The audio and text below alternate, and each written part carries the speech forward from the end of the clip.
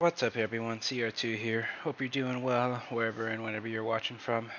Today we're going to be going over week 9 for 87s, and this time is going to be at Rockingham. The old scan, 2012, I believe the year is. And here we are, week 8 of the 87s QP guide, excuse me. Really quickly, some thoughts. Weather, as far as straight off the schedule, this overcast.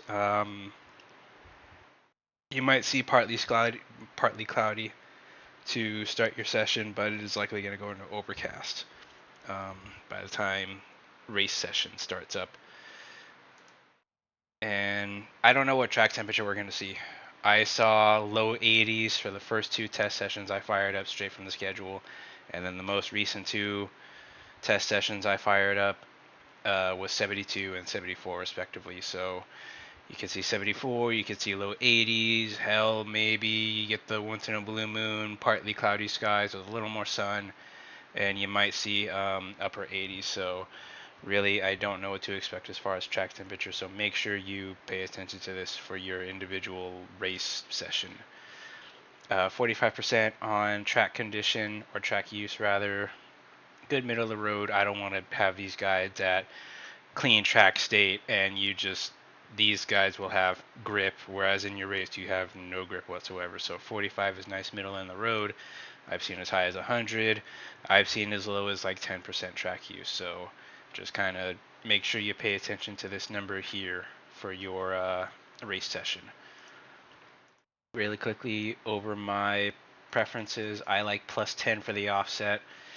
Brake balance for qualifying, about 50.8 is where I found the nice spot to be. Don't go too low on that because you will just kick the rears out as soon as you brake and you will slide and your car will be very angry with you. And instead of starting top 5, you'll be starting maybe 15th depending on split size.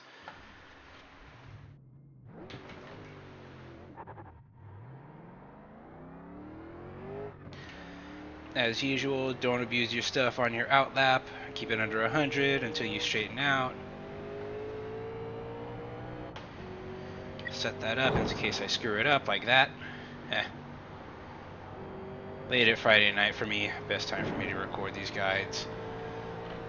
Set your nose in for the run up and then just full throttle mash it from the way. You're going to trail brake quite a bit into 1 and 2. You want to get your nose turned down, but you also want to carry speed off of turn 2. I feel like I could have done that a little bit better, honestly. You're going to brake shortly after the rock side into turn 3.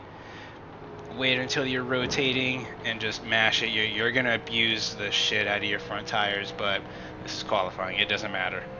And that's good for a 24.921. I feel like I left a 10th on the table. Let's try it one more time.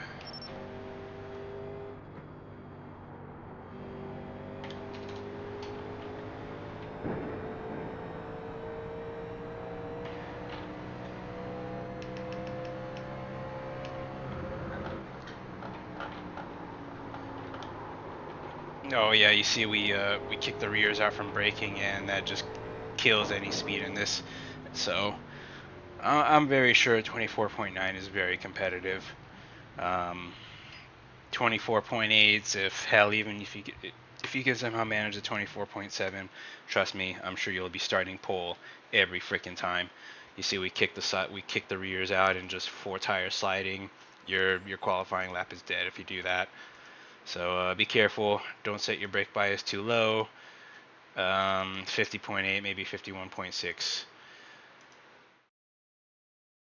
Let's go back and watch that first lap. Just make sure you set your nose into the turn before you really full throttle mash it. Try to get your run up. Don't cut to start your lap. Incorrect spot, actually.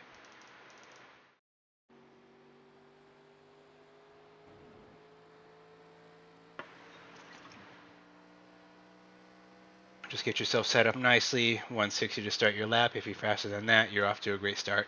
However, it doesn't really matter all that much in my opinion, because you're braking shortly after the rock sign right here to the right. You're going to trail brake a ton. I think I braked slightly too late. You should be on the throttle shortly past the rock. And you can see yeah, I think I could have gotten on throttle earlier. Again, in turn 3, you're going to brake shortly past the rock on your right side. Set your nose into the banking. Damn near instantly full throttle mash it, abuse the piss out of the fronts. And then make your run as short as possible to the line. Probably shave you half a tenth or something like that. That's good for a 24.9. So just really quickly to think on long run, we're going to go for a different brake bias. I like 52.4 to start, and then just adjust up or down based on how you feel lap by lap. For me, I think Rockingham is just all about your drive off in the corner. Don't abuse your right front. You need that long run. This is a 90 lap race, I believe. Fuel is not a concern. Do not pit under green if you do not need to. Pit only during yellows. If you pit under green, you will go laps down. You won't make that up on pace, trust me. And for both corners, both turns 1 and 3, it is incredibly important to preserve the right front. Ease it into the turns. Wait until you rotate to get back on throttle. And I am not kidding. Be patient on that throttle. You're too early. You're going to shove to the wall. You got to lift, and you're going to burn time across the straights. And so far, the car doesn't really break loose from my so far 40 laps of practice. And let's quickly recheck the track conditions. 72. Again, this might be different. Make sure you pay attention to this number and this number.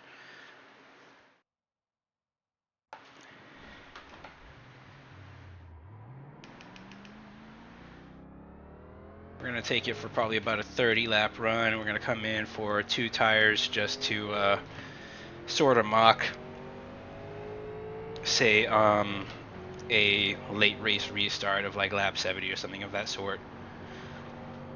This being still a pretty cold track, I feel like right side tires are going to benefit you almost every time unless your yellow falls at like lap 20. At that point, I would say come in and take 4 tires. 70 laps I feel like is too long to make right side tires last. So give me a moment while I set that to last lap.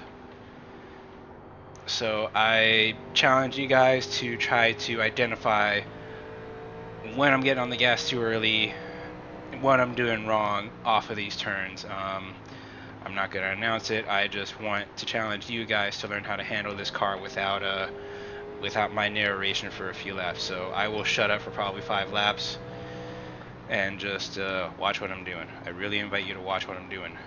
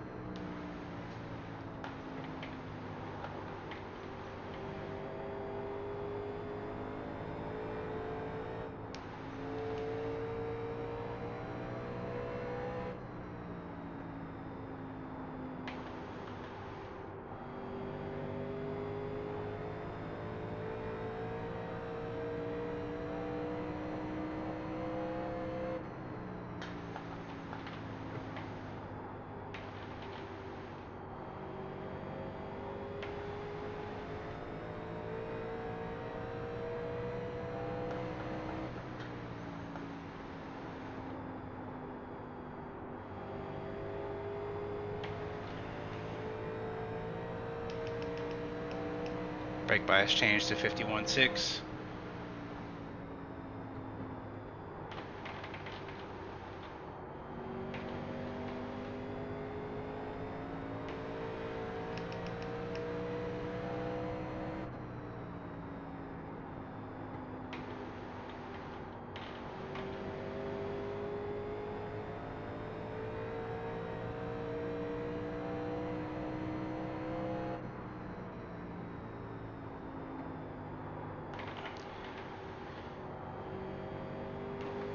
And so, I'll go ahead and speak back up now.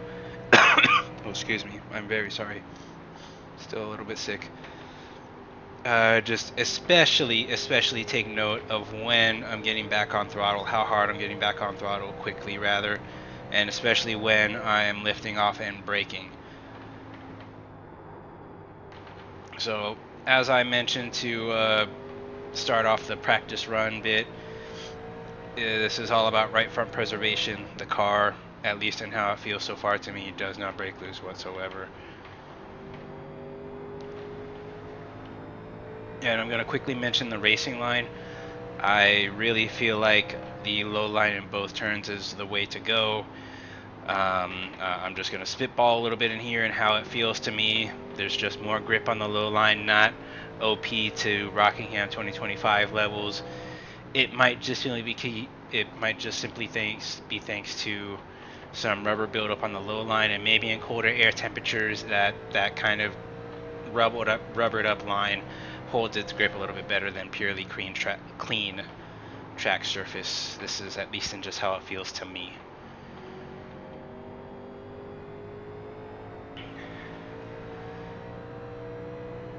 Brake at the rock sign for turn 3.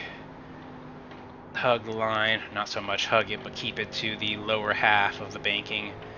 And once you really feel that nose starting to turn down into the banking, that's about when you can go full throttle. And track temperature is cold enough, you can just slam it almost. Be smooth in your throttle application, but you can be quite aggressive with it. Just don't on-off light switch it. Still be smooth with it, of course. Wait until you're approaching the rock sign. There's actually this scuff on the wall a couple car lengths before the rock sign in the middle of 3 and 4.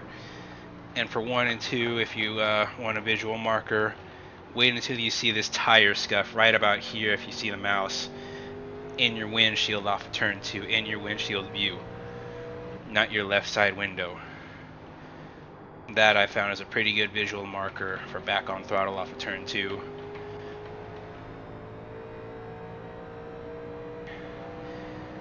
And the racing line, I feel like, is a little bit of a diamond, and a 1 and 2 is quite the way to go. You really want to hook the yellow paint on the apron line off of turn 2. That's how you really maximize the rotation, maximize that drive off. If you find yourself lifting off to make the exit off of turn 2 and also turn 4 tightens up late into the run, or can really tighten up if you're not careful with your right front wear. And you'll find your drive off really bad because your right front is dead. But in short, if you find yourself lifting off to make the exit off of both corners, you are getting on throttle too early. Be patient. Wait until you feel that nose gripped up and turning down to the banking. And you can get back on that throttle really well. I'm going to demonstrate the high line really quickly here. It offers you stronger runs, but I just don't feel like it's as grippy. You can see we're like a tenth back. We'll gain it back a little bit on the back stretch, but it's still fairly even. And at that point, I would just say stick with the low line. You get better rotation. You'll keep that right front happier a little bit longer. And just to really show you what happens if you're on throttle too early, without trying to force it, you see I gotta lift off and even brake a little bit, and you're easily gonna give up probably 2/10 across the whole back straight. And if you happen to do the same for the front straight, you can see I'm really picking it up. You can actually, alright, that's surprising to me, you can get away with that a little bit.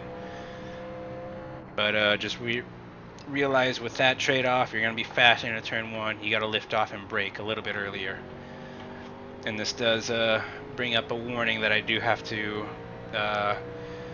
bring up to you guys. There's the brake marker that works for long run, and then there's a brake marker that everybody else thinks works. You'll see I'm braking right around the rock sign after the start finish line. That's your proper brake mark, in my opinion. Just in my opinion. If you find something that works better for you, by all means go for that. But in my opinion, that's your long run brake marker, and people are going to wait a couple car lengths past that. So just kind of be aware how close a car is behind you, because that, if they're within a car length, the chance is fairly high they could just rear end you and you're done. You're going to rear end the wall really, really hard, and you're possibly done.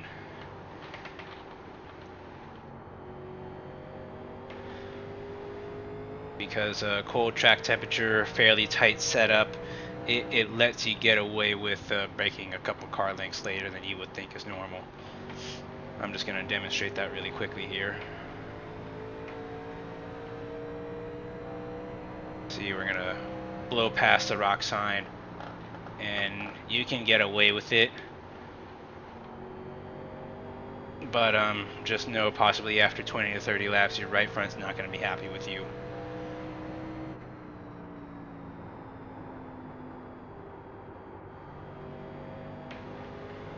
Wow, that is really, really quite fast. I'm surprised that sticks, but I just don't think that's sustainable for a whole race. Definitely brake at the rock, just past the rock, but definitely no later than that. Same goes for turn 3, brake at the rock sign. At worst, you'll be half a tenth slower, but you will keep your right front happier. And if you're in a long run, you want your right front happy with you. Also notice that I'm starting my turn in well before the banking, because just in the way how this feels, you want your sort of lateral load as you start your turn in to be met with vertical load as you load your right front into the banking. Your turn is already started, and then it's met with vertical load from that banking, and that's just going to add to that grip. Overdrove that just a little bit. I'm actually going to go a click back up on the brake bias. Watch, let's see what happens when I wait. And you see I'm washing up this track a lot more than I want to. It's not a big deal when you know how to counter it, but to me that's just not optimal. So you wait, and then you turn, you're washing up, you gotta slow down a lot more than you want. Or a lot more than you want to, I hope. Oh boy, okay. Let's hope it isn't that bad of wheel damage. And of course, try not to hit the wall. If you get wheel damage, who knows what you're dealing with. You see, have your turn in started before you meet the banking. Go up the track a little bit, wait till you're turning back down the banking to get back on throttle.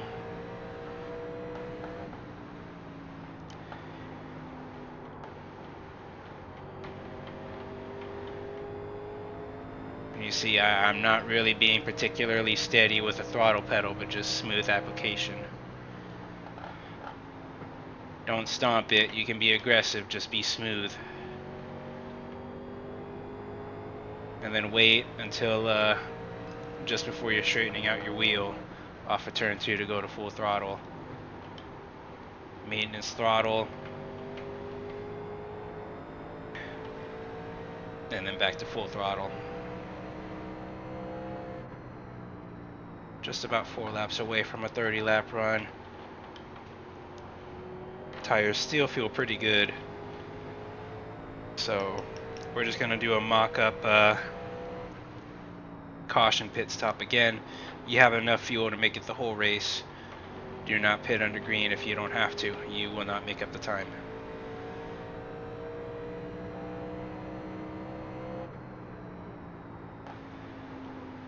Wash up a little bit, maybe trail brake a little bit into the corner. I definitely could have taken that turn a little bit better.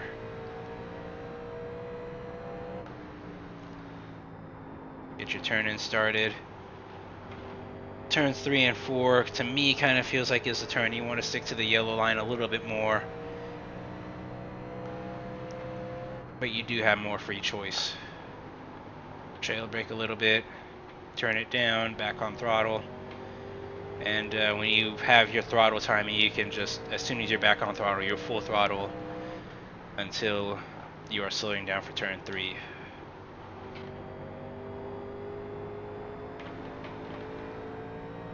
And you see we're still lapping 26.5s pretty consistently.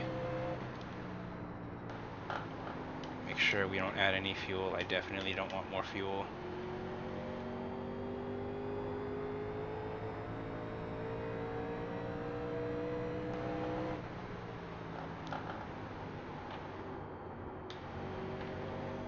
And you'll see that with Rockingham, it's really about just getting your rotation done and get back on throttle.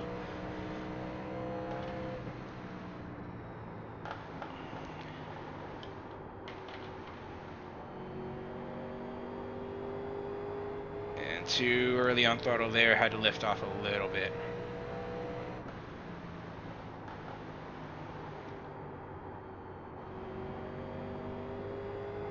We'll come in next time around.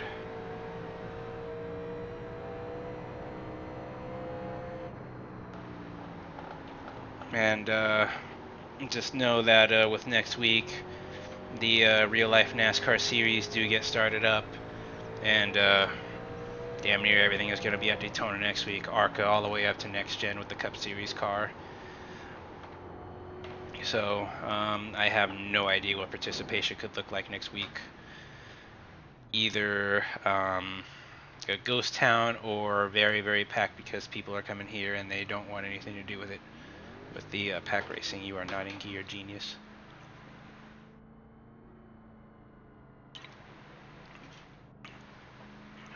And also Gen 4 will be here next week, so a double dose of Rockingham. 5, 3, 2, 1. Right here. Alright, so these are the numbers we want to see. All the damage is repairable. 90, 91. Okay, that is not bad at all. Could keep that right front a little bit cooler, I think. So just with that, brake slightly sooner, brake a little more. Just make sure you're not carrying so much speed through the center of the corner. And perhaps if we were about 218 on this right front temperature, I would be perfectly happy with that.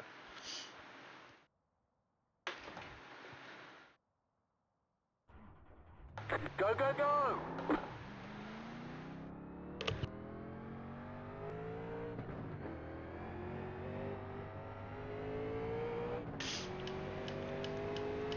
And so I believe we were at about 25.8 to start. Put that brake bias way up, 3 or 4 clicks up. Gonna urge for the first couple laps, if you're on 2 tires, to just ride the high line a little bit. The low lines tend to induce a little more rotation. Oh boy, that is happy off the corner. Be careful of that.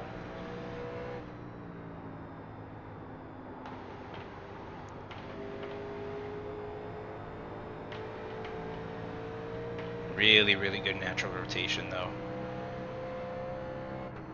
25.77. Yeah, just make sure you're not charging into one too hard. You will break loose if you're charging too hard, and you got to get on the brakes too hard to make that turn.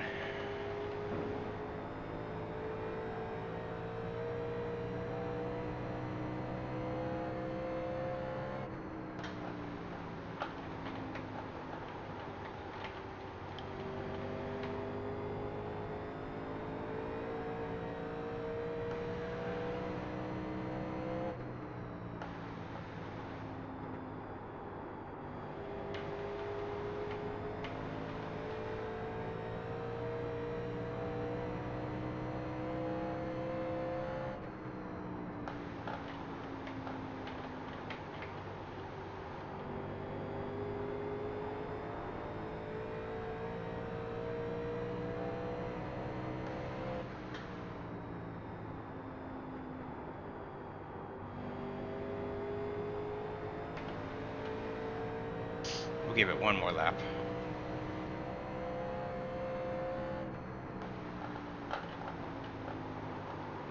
Trying to ride a little bit higher in the banking.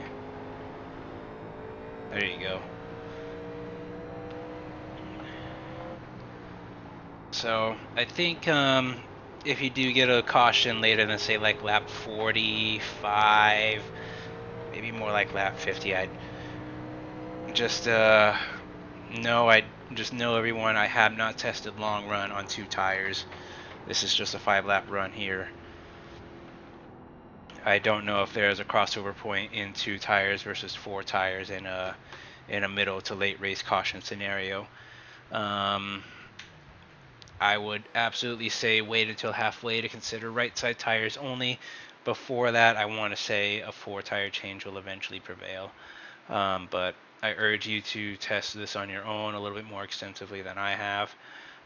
Any more preparation that you have versus anybody else in the field is an absolute advantage to you. Let's check out laps really, really quickly. So, 25.77, 25.54, 25.54, 8.05, 7.08. So those were 5 laps on the right side tires versus new tires 26.2, 26.2, 26.0, 25.9, 25.8. So just based off of my first few laps on 4 new tires versus just right side tires, this does tell me the right side tires are going to be faster. How long they stay faster, who knows? So absolutely make sure you guys practice this. 79 track temp, 45 on track use again. Make sure you pay attention to these two numbers. They heavily influence lap times and feel of the car, as well as perhaps speed of the racing lines. Maybe at 100% track use, the high line might be a little bit faster than the low line. Factors like this affect the race more than many people think. So test at a variety of temperatures, track use states, all of that. And good luck next coming week. Again, to summarize, make sure that you get your rotation done early, get most of your braking done early, maybe trail brake a little bit, but absolutely make sure you're off the brake by the time you're really loading that right front, and just let the car free roll, because if you're on the brake through that kind of center phase, you're just going to overheat your right front slowly, and come lap 40 or 50 in a green flag run, you will probably start falling off hard. And then be menacingly patient on throttle, almost to Iowa levels like we're coming off of this week right now. And good luck, of course. Have fun. Anything I missed in this guide, anything you guys want to ask, please feel free to ask down in the comments. I will answer to the best that I can. Heck, even if just to let me know how your races went. And I hope you have fun. This is a challenging track. I think it's going to offer quite a bit of fun to everybody taking part. Rockingham's a unique track, nothing else like it, and hopefully we see a lot of people joining, because everything is going to be the Draft Masters Super Speedway Pack Racing special extravaganza week. So perhaps 87s and Gen 4 will be full next week for people that prefer not to take part in that. You will very likely find me here a lot, and some in Gen 4 next week, because I don't really have much interest in super speedway racing outside of maybe the Daytona 500, and I don't even know if I have time for that. I pretty much will find that out the day of. So good luck, guys. Feel free to comment, and again, 87 guides every week, aside from super speedways, and possibly also likely missing the road course weeks, because we only get those like once every 2 seasons, I think. So that's just kind of if I happen to have time for that week. But your standard intermediates, short tracks, 2-milers, you will absolutely see a guide for. And see you guys on the track. Good luck.